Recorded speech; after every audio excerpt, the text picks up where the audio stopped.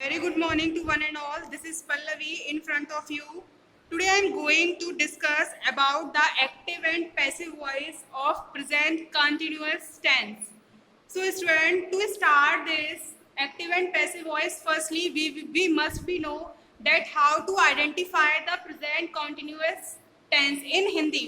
पहले हम हिंदी की बात करेंगे कि आप हिंदी में कैसे उसको आइडेंटिफाई करेंगे कि ये जो टेंस है वो प्रेजेंट कंटिन्यूअस का है। देखिए स्टूडेंट, जिस भी सेंटेंस के एंड में रहा है आता है या फिर रही है आता है, रही आता है, रहा है रही है, रहूं है, मतलब रहा आता है, तो उसको हम प्रेजेंट कंटिन्यूअस टेंस कहते हैं।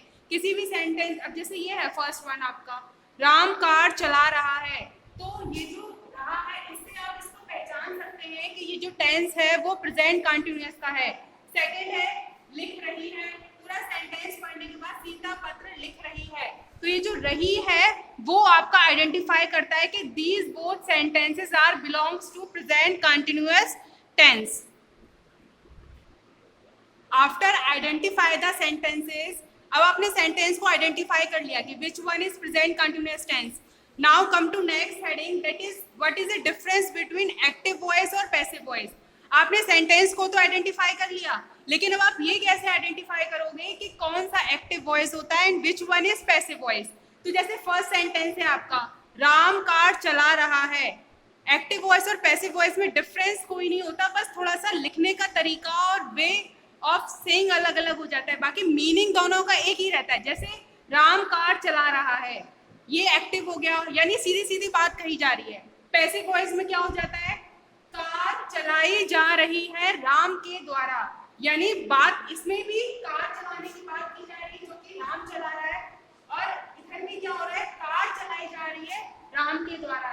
यानी एक्टिव में और पैसिव में दोनों ही एक ही बात कही जा रही है, बस थोड़ा सा कहने का तरीका वे अलग हो जाता है।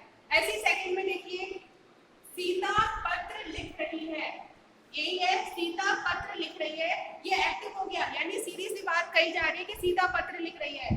पैसिव क्या हो जाता है, पत्र लिखा जा रहा है सीता के द्वारा, यानी दोनों ही सेंटेंसेस में आप देख रहे हैं कि वही बात कही जा रही है, कार चला रहा है राम और यहाँ पे सीता पत्र लिख रही है, लेकिन दोनों में वे ऑफ जो कहने का तरीका होता है वो डिफरेंट हो जाता है। So that is active voice और पैसिव वॉइस। अब आपको पता चल गया एक्टिव वॉइस और पैसिव वॉइस में डिफरेंस क्या होता है। To translate these sentences into English, you must be know that what is a subject, what is a verb and what is a object in a sentence. Active voice passive voice में आपको ये पता होना चाहिए आप subject को, verb को, object को कैसे आइडेंटिफाई करेंगे। देखिए, जो काम को करता है, राम आपका सब्जेक्ट है, राम कार चला रहा है, यानी जो भी काम को करता है वो सब्जेक्ट होता है आपका। बात करते हैं हम वर्ब की। वर्ब क्या होती है, वर्ब आपकी क्रिया होती है, खाना, लिखना, पीना, सोना, जागना, उठना, यानी कोई भी काम हो, कोई भी क्रिया हो, कोई भी वर्ब आप करते हैं वो आपकी वर्ब कहलाती है। चाहे आप खा रहे हो, लिख रहे हो, पढ़ रहे हो, सो रहे हो, anything as you want to do that are called a verb. Subject आपका हो गया जो भी काम को करता है, यानी करता जो होता है वो सब्जेक्ट होता है। ऑब्जेक्ट क्या होता है, जिस पर एक्शन लिया जाता है, ऑब्जेक्ट जिस पर करता जो है काम को करता है। जैसे राम कार चला रहा है, इन this sentence subject is Ram, object is car, verb is चलाना, यानी मैंने बताया ना आपको किसी भी कार को आप जैसे भी करते हैं, चलाना आपका वर्ब हो गया, और रहा है क्या इंडिकेट करता है आपका, this sentence is present continuous tense. अब इसी सेंटेंस को अगर हम पैसिव वॉइस में देखें तो राम आपका सब्जेक्ट था, सब्जेक्ट, ऑब्जेक्ट और वर्ब। इन दैट केस यानी जो आपका सेंटेंस का फॉर्मेशन होता है वो आपका तो subject plus verb plus object हो जाता है। इन एक्टिव में जो सेंटेंस का फॉर्मेशन होता है, मैं केवल जनरली बात कर रही हूँ, आपको रूल्स नहीं बता रही अभी, तो subject plus verb plus object हो जाता है। वहीं अगर हम पैसिव वॉइस की बात करें तो ये कुछ ऐसे हो जाता है, object plus verb plus subject, यानी पैसिव वॉइस में उल्टा हो जाता है। कार जो यहाँ पे आपका ऑब्जेक्ट था, यहाँ पर सब्जेक्ट के रूप में काम करता है, यानी ये इस सेंटेंस का ऑब्जेक्ट यहाँ आ जाता है,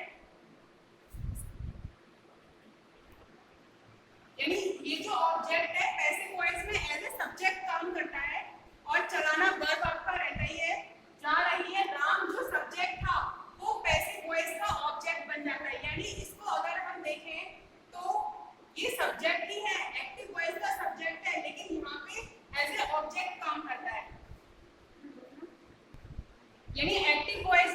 सेंटेंस का फॉर्मेशन होता है उसमें क्या आता है, पहले आपका सब्जेक्ट आता है, फिर आपका वर्ब आता है और फिर आपका ऑब्जेक्ट आता है। लेकिन पैसिव वॉइस बनाते टाइम क्या होता है स्टूडेंट, पहले आपका ऑब्जेक्ट आता है और फिर आपकी वर्ब आती है, देन आपका सब्जेक्ट आता है। पैसिव वॉइस में एक चीज मेन होती है, पैसिव वॉइस के आइडेंटिफिकेशन के लिए हमेशा बाय का यूज होता है, वर्ब की थर्ड फॉर्म लगती है वर्ब। जैसे कि मैंने आपको बता दिया कि कोई भी क्रिया काम को आप करते हैं वो आपकी वर्ब होती है। इसी तरह से हम सेकंड एग्जांपल में देखें तो सीता पत्र लिख रही है। इन this sentence subject is Sita, यानी सीता आपकी सब्जेक्ट हो गई, ऑब्जेक्ट आपका पत्र हो गया, क्योंकि जो एक्शन लिया जा रहा है वो पत्र पे, तो जिस पर हम एक्शन लेते हैं वो आपका ऑब्जेक्ट हो जाता है। लिखना क्या हो गया, लिखना आपकी वर्ब होगी। बाकी रही है ये आपका इंडिकेट कर रहा है कि ये प्रेजेंट कंटीन्यूअस टेंस है। अब पैसिव वॉइस में हम देखें तो ये आपका ऑब्जेक्ट बन जाता है, यानी इसका फॉर्मेशन एक्टिव वॉइस का वही रहता है, subject plus verb plus object. लेकिन जब हम पैसिव वॉइस के फॉर्मेशन की बात करते हैं तो ये आपका ऑब्जेक्ट पहले आएगा, फिर आपकी वर्ब आती है और फिर आपका सब्जेक्ट आता है। तो ये ऑब्जेक्ट आया, फिर ये आपकी वर्ब आ गई और ये आपका सब्जेक्ट आ गया। अब तक हमने समझा स्टूडेंट्स कि how to identify the sentences in Hindi, that what is a active, what is a passive and what is a subject in a sentence. अब हम बात करते हैं how to translate this sentence into English formation. So this is the rules to translate the active voice into simple sentence to active voice then passive voice. Suppose this is a sentence, Radha किताब लिख रही है, तो firstly we must be know that in this sentence what is a subject, what is a verb and what is a object. So Radha is the subject in this sentence, kitab is the object in this sentence and खरीदना। सबसे पहले तो आपने identify किया कि रही है आ रहा है एंड में, that is a present continuous tense। जब भी सेंटेंस के एंड में रहा है रही है आता है तो आप समझ जाइए कि this sentence belongs to present continuous tense, subject object and this is the verb. अब आपको ये पता चल गया कि सब्जेक्ट वर्ब ऑब्जेक्ट क्या है, आपको ये भी पता चल गया कि ये प्रेजेंट कंटीन्यूअस का टेंस है। तो अब उसके बाद आपको क्या करना है, firstly you have to change this sentence into active voice. तो फॉर्मेशन में मैंने आपको क्या बताया था, सिंपल बताया था कि सब्जेक्ट वर्ब और ऑब्जेक्ट का यूज करते हैं आप, यानी सिंपल सबसे पहले सब्जेक्ट आता है और उसके बाद वर्ब आती है और उसके बाद ही ऑब्जेक्ट आता है। तो सबसे पहले subject is used for singular one, यानी अगर आपका subject, if your subject is singular then we use is as a helping verb. अगर आपका सब्जेक्ट प्लूरल होता है यानी मोर देन वन होता है तो आप आर का यूज करेंगे और आई के साथ एम का यूज करेंगे। ऑलवेज वी यूज वर्ब की first form of the verb in active voice plus ING, और साथ में आईएनजी का यूज करेंगे देन प्लस ऑब्जेक्ट, यानी subject plus as are am, is is use for singular one, are is use for plural and am is use for I, plus verb की first form plus ING plus object. This is a simple formation affirmative, यानी there are three types of sentence we change. Affirmative में simple sentence होता है, negative में आपका not का use हो जाता है और इंटेरोगेटिव में आपका क्या होता है, जो हेल्पिंग वर्ब होती है वो सब्जेक्ट के आगे आ जाती है और लास्ट में आपका क्वेश्चन मार्क यूज होता है। तो नेगेटिव में आप क्या करेंगे, सब्जेक्ट रहता है एज आर एम, जैसे मैंने बताया था वैसे ही फॉर्मेशन रहेगा, सब्जेक्ट प्लस एज, आप सिंगुलर के अकॉर्डिंग लगाएंगे, हेल्पिंग वर्ब जो भी आप सब्जेक्ट के अकॉर्डिंग लगा देंगे, सिंगुलर है तो एज, प्लूरल है तो are and am is for I, plus not. अब यहाँ पे आपका नॉट नहीं था लेकिन नेगेटिव में आपने यहाँ पे नॉट का यूज कर दिया, क्यों, क्योंकि ये नेगेटिव है, plus first form of the verb plus ING plus object. Interrogative में स्टूडेंट्स आपने क्या किया, ये जो आपकी हेल्पिंग वर्ब होती है इसको आप आगे ले आते हो, यानी सब्जेक्ट के आगे। इंटेरोगेटिव का मतलब होता है जहां आप क्वेश्चन पूछते हैं, प्रश्नवाचक जिसे बोलते हैं उसको बोलते हैं इंटेरोगेटिव। तो is are am plus subject plus verb की first form plus ING plus object plus question mark. अब अगर इसी सेंटेंस को हम हिंदी में ट्रांसलेट करते हैं, मैं आपको इसी सेंटेंस को तीनों फॉर्म में हिंदी में ही ट्रांसलेट करने के लिए बोलूं तो फर्स्ट में अफर्मेटिव में क्या ट्रांसलेट होगा, राधा किताब खरीद रही है, सिंपल। फिर जब हम नेगेटिव की बात करेंगे तो राधा किताब नहीं खरीद रही है, यानी फर्स्ट में हमने अफर्मेटिव सिंपल सेंटेंस जो था आपका, राधा किताब खरीद रही है, नेगेटिव में राधा किताब नहीं खरीद रही है, और उसी को हम इंटेरोगेटिव में बनाए तो क्या राधा किताब खरीद रही है, यानी इंटेरोगेटिव या आपका प्रश्नवाचक बन जाएगा कि इसमें आपको क्वेश्चन पूछ रहा है। अफर्मेटिव में सिंपल एक स्टेटमेंट कहा जाता है कि ये काम हम कर रहे हैं, और नेगेटिव में आपका नॉट का यूज हो जाता है। इंटेरोगेटिव में आपकी हेल्पिंग वर्ब इंग्लिश में आगे आ जाती है, और जब आप हिंदी फॉर्मेशन में अगर इसको देखेंगे तो क्या राधा किताब खरीद रही है। अब हम बात करते हैं पैसिव वॉइस की। पैसिव वॉइस में जैसे कि मैंने आपको सिंपल फॉर्मेशन बताया था, आपका ऑब्जेक्ट होता है, वर्ब होता है और सब्जेक्ट होता है। अब आप सिंपल फॉर्मेशन में देखिए, आपका जो सब्जेक्ट होता है, ऑब्जेक्ट होता है यहाँ पे, ये एज ए सब्जेक्ट काम करता है, यानी एक्टिव वॉइस का जो ऑब्जेक्ट होता है वहां पे, वो पैसिव वॉइस का एज ए सब्जेक्ट वर्क करता है। और फिर जो आप एज आर एम को लगाएंगे वो इसके अकॉर्डिंग लगाएंगे, ना ही कि इसके अकॉर्डिंग। ऐसा नहीं है कि यहाँ पे इज है तो आप यहाँ पर भी इज बीइंग ही लगाएंगे। अगर यहाँ पे ऑब्जेक्ट है तो ऑब्जेक्ट को देखकर, अगर सिंगुलर है तो इज लगाएंगे, प्लूरल है तो आर लगाएंगे, और आई के साथ एम जैसा भी है वो आप देखेंगे। मी है वहाँ पे ऑब्जेक्ट, तो यहाँ पे आई हो जाएगा।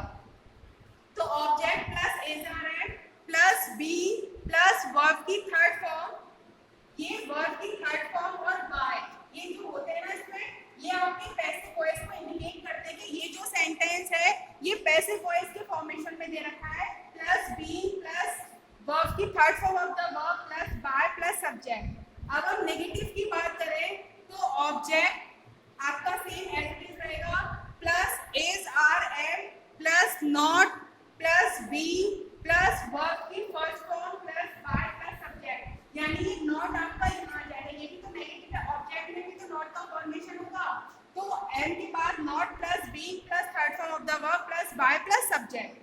अब इंटेरोगेटिव में देखें तो वो जो आपका हेल्पिंग वर्ब था वो ऑब्जेक्ट से पहले आ जाएगा, यानी यहाँ पे जो object as a subject work कर रहा था ये आपका पहले आ जाएगा। फिर object plus being plus third form of the verb plus by plus subject plus question mark. इसी फॉर्मेशन के अकॉर्डिंग अब हम passive voice, active voice, passive voice में कन्वर्ट करें, then how we convert it. Subject की place पर आपने subject लिख दिया, फिर इज था, इज की जगह सब्जेक्ट, क्योंकि राधा आपका सिंगुलर है, then we use is, Radha is. Verb क्या थी आपकी, खरीदना, खरीदना को इंग्लिश में क्या बोलते हैं, buy, buy is the first form. आप देखिए, देख लीजिएगा यहाँ पे आपको वर्ब की फॉर्म कौन सी यूज करनी है, तो वर्ब की जब फर्स्ट फॉर्म आपने यूज की देन बाय, आपने बाय लिख दिया, लेकिन उसके साथ आपको ईएनजी भी ऐड करना है, तो बाय बुक। ऑब्जेक्ट क्या है आपका, किताब, किताब क्या होता है, बुक, बुक आपका किताब है तो बुक है, अगर किताब में होता तो बुक्स होता, इसलिए इन सब चीजों का भी आपको ध्यान रखना है। नेगेटिव में आपने बनाया subject plus as are am plus not first form of the verb plus ING plus object, तो सब्जेक्ट की जगह पे आपने राधा लिख दिया, और फिर इज आया, और इसके बाद सेलेक्ट करके आपने फिर लिखा नॉट, क्योंकि नेगेटिव बनाना है आपको, नॉट आया, नॉट के बाद first form of the verb plus ING और प्लस बुक, उसके बाद बुक, तो Radha is not buying book. अब इसमें देखिए आपको हेल्पिंग वर्ब पहले लगानी थी तो आपने इज लिख दिया, उसके बाद सब्जेक्ट आपका राधा, वर्ब की first form buy plus ING book और क्वेश्चन मार्क, तो इज राधा बाइंग बुक, ये हो गया आपका। इसी तरह से अगर आपने इसको पैसिव वॉइस में ट्रांसलेट किया तो ऑब्जेक्ट क्या था आपका, यहाँ पे देखिए आपको सबसे पहले ऑब्जेक्ट लिखना है। ऑब्जेक्ट यहाँ पे क्या है आपका, बुक। देखिए आप ऑब्जेक्ट को बुक लिखते हुए आए तो ऑब्जेक्ट यहाँ पे क्या हो गया, बुक। अब ऑब्जेक्ट आपका सिंगुलर है ना, अगर यहाँ पे सपोज बुक्स होता, अगर यहाँ पे किताबें होता और फिर यहाँ पे भी बुक्स हो जाता, एस लग जाता, सभी में एस लग जाता। अभी मैं इसको हटा देती हूँ। अगर यहाँ पे मोर देन वन बुक्स होता तो हम यहाँ पे आर यूज करते, अभी सिंगुलर ही है, एक ही बुक की बात की जा रही है तो आप इसका यूज करेंगे।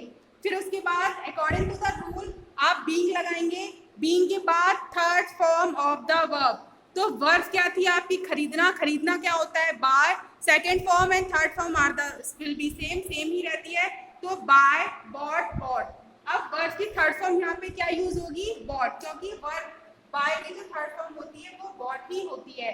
बाय बाय और वर्ब की third form is the symbol is the indication of that this sentence is in the form of passive voice. Verb की थर्ड फॉर्म और बाय से ही आप इस चीज को इंडिकेट कर सकते हैं कि ये जो सेंटेंस है वो आपका पैसिव वॉइस है। बाय और सब्जेक्ट आपका क्या हुआ, Radha.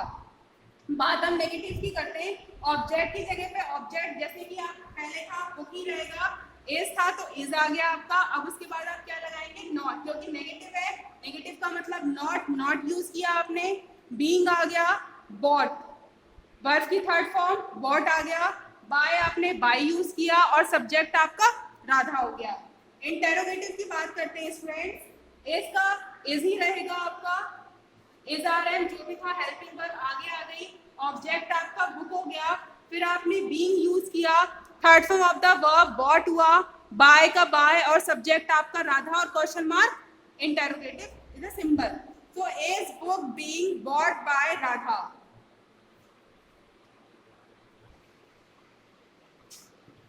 To change a pronoun in active to passive voice there are some rules। जैसे ही आई जो है वो आपका चेंज इनटू मी, यानी आई आपका मी में चेंज हो जाता है, ही हिम में हो जाता है, शी हर में हो जाता है, वी अस में हो जाता है, इट और दे ये सेम एज इट इज रहते हैं। सॉरी, इट में हो जाता है, दे दैट में होता है और यू में होता है। यानी कहने का मतलब ये है इन दैट सेंस, जो आई आपका सब्जेक्ट होता है सेंटेंस में, आप जब ऑब्जेक्ट बनाते हो उसको पैसिव वॉइस में तो आपका मी बन जाता है, ही हिम में कन्वर्ट हो जाता है। ही को अगर आप एज ए सब्जेक्ट लोगे तो पैसिव वॉइस बनाते टाइम वो सब्जेक्ट जो है वो आपका हिम में चेंज हो जाता है। शी हर में, वी अस में, इट में, दे दैम में, यू में। To understand this pronoun, how to change this, take one example. Suppose हम क्रिकेट खेल रहे हैं। To change this active and passive voice, firstly you must be know that in this sentence what is a subject, what is a object and what is a verb. Firstly you must be identify the types of passive voice। कौन सा है ये, रहे हैं तो कौन सा हुआ, प्रेजेंट कॉन्टिन्यूअस। सब्जेक्ट इज हम, क्रिकेट आपका ऑब्जेक्ट और खेलना आपकी वर्ब हो गई। तो अगर इसी को ही हम एफर्मेटिव, नेगेटिव और इंटेरोगेटिव में चेंज करें तो हम क्रिकेट खेल रहे हैं, हम क्रिकेट नहीं खेल रहे हैं, नेगेटिव में नॉट लग जाएगा। और इंटेरोगेटिव कैसे बनेगा, क्या हम क्रिकेट खेल रहे हैं। यानी इसी सेंटेंस को ही अगर आप तीनों में ही एक्टिव में चेंज करें तो हम क्रिकेट खेल रहे हैं, हम क्रिकेट नहीं खेल रहे हैं और क्या हम क्रिकेट खेल रहे हैं। पैसिव वॉइस में क्या हो जाएगा, क्रिकेट खेला जा रहा है हमारे द्वारा।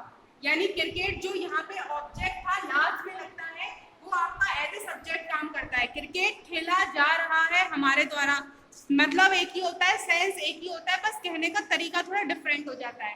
क्रिकेट नहीं खेला जा रहा है हमारे द्वारा।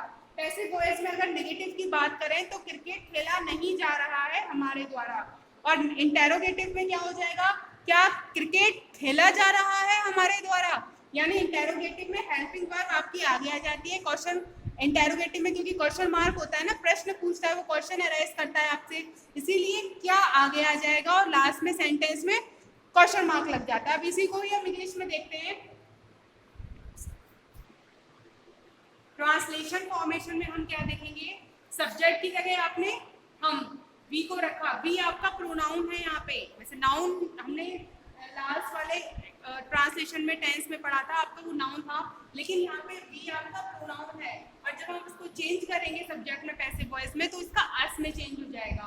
वी प्लूरल है, एक से ज्यादा होते हैं तो आप इसमें आप हेल्पिंग वर्ब आर यूज करेंगे। प्लेइंग वर्ब की first form of the verb plus ING आपका ऐड हो गया और आपका ऑब्जेक्ट क्या हो गया, क्रिकेट। नेक्स्ट नेगेटिव में we subject are not, are आपका रहेगा वी के साथ सब्जेक्ट के अकॉर्डिंग, नेगेटिव में नॉट का यूज हो जाएगा वर्ब की फर्स्ट फॉर्म के साथ आईएनजी और लास्ट में आपका ऑब्जेक्ट हो जाएगा। इंटेरोगेटिव में आप क्या करेंगे, हेल्पिंग वर्ब आपकी सब्जेक्ट से पहले आ जाती है। जैसे आर था यहाँ पे आपकी हेल्पिंग वर्ब, ये आपकी सब्जेक्ट से पहले आ जाती है। आर वी वर्ब की first form of the verb plus ING, cricket आपका ऑब्जेक्ट हो गया और लास्ट में क्वेश्चन मार्क। पैसिव वॉइस में यहाँ पे जो आपका ऑब्जेक्ट था, ऑब्जेक्ट आपका क्रिकेट था, सेंटेंस के ऊपर देख लीजिए, यहाँ नहीं देखो तो ऑब्जेक्ट आपका क्रिकेट था, तो वो ऑब्जेक्ट आपका अब यहाँ सब्जेक्ट बन जाएगा, एज ए सब्जेक्ट काम करेगा इज। अब क्रिकेट यहाँ पे सिंगुलर है, एक ही क्रिकेट है, तो यहाँ पे इज यूज होगा। According to the rule being आ जाएगा। Third form of the verb, जैसे कि मैंने आपको बताया था, पैसिव वॉइस इंडेफिनिट हो, कॉन्टिन्यूअस हो, परफेक्ट हो, किसी भी टेंस का क्यों ना हो, हमेशा वर्ब की थर्ड फॉर्म ही लगती है। तो यहाँ पे वर्ब क्या है, खेलना, और वर्ब खेलने का को हम क्या बोल सकते हैं, प्ले बोल सकते हैं। तो प्ले की थर्ड फॉर्म, सेकंड फॉर्म भी प्लेड होती है और थर्ड फॉर्म भी प्लेड ही होती है। बीइंग प्लेड बाय अस, अस आपका यहाँ पे अस, यहाँ पे देखिए सब्जेक्ट आपका वी था, लेकिन वी मैंने आपको बताया था सब्जेक्ट अस में चेंज हो जाएगा, इसलिए वी का अस। अगर यहाँ पे वी होता तो यहाँ हिम हो जाता, शी होता हर हो जाता है, इट का इट रहता है, दे का देम हो जाता है, आई का मी हो जाता है। इस तरह से जैसे वी था यहाँ पे तो अस हो गया। ऑब्जेक्ट क्रिकेट नेगेटिव में हम देखेंगे इज, नॉट का नॉट ही रहेगा, नॉट का नॉट ही रहेगा, उसके बाद बीइंग, बीइंग का फिर आगे being. Third form of the verb played by, और फिर सब्जेक्ट आपका अस। नेक्स्ट में देखिए is, according to the rule is आपका आगे आ गया सब्जेक्ट के ऑब्जेक्ट के आगे, लेकिन क्रिकेट यहाँ पे एज ए सब्जेक्ट ही वर्क करेगा। Is cricket being played according to rule, जैसे जैसे रूल में फॉर्मेशन के लिए सेंटेंस फॉर्मेशन बोल रहा है वैसे करते रहिए। बीइंग के बाद बीइंग आ जाएगा, third form of the verb played लग जाएगी, बाय का बाय हो जाएगा, सब्जेक्ट आपका अस और लास्ट में क्वेश्चन मार्क।